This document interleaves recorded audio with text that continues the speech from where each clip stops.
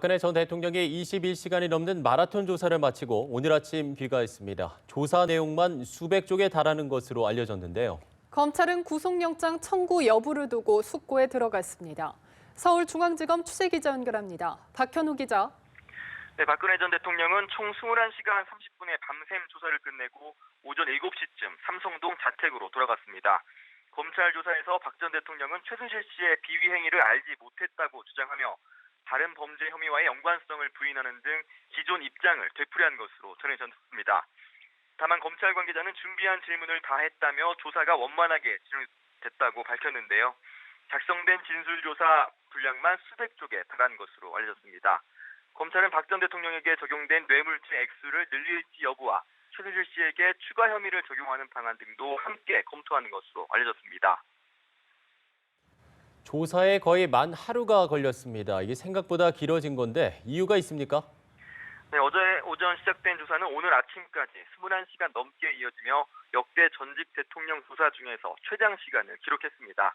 사실상 검찰 조사는 어젯밤 11시 40분 마무리됐지만 박 전 대통령이 7시간 넘게 신문조서를 확인하면서 귀가가 늦어졌습니다.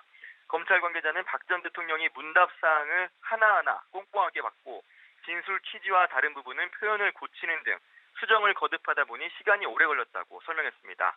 또 박 전 대통령이 모든 진술 조서를 확인했다며 신중하고 꼼꼼한 성격이라고 덧붙였습니다. 네, 이제 소환 조사까지 마쳤으니 다음 수순은 구속영장을 청구할 것인지 말 것인지를 결정하는 단계가 될 것으로 보이는데요. 네, 박 전 대통령의 조사를 마친 검찰은 이제 구속영장 청구 여부를 두고 고심에 들어갔습니다. 통상 피의자 조사를 마친 검찰은 이틀에서 사흘 내에 신병 처리 방향을 결정하는데요.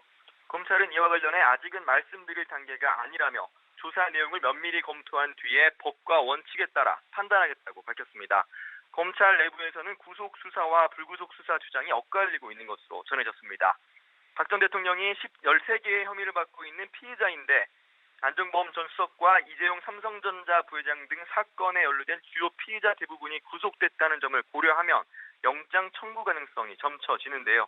반면 박 전 대통령이 증거인멸과 도주의 우려가 없고 대선 국면에 영향을 줄 수 있다는 점에서는 불구속 기소해야 한다는 의견도 나옵니다. 검찰은 조사 결과 등을 종합적으로 고려해 구속영장 청구 여부를 결정한다는 방침입니다. 서울중앙지검에서 연합뉴스TV 박현우입니다.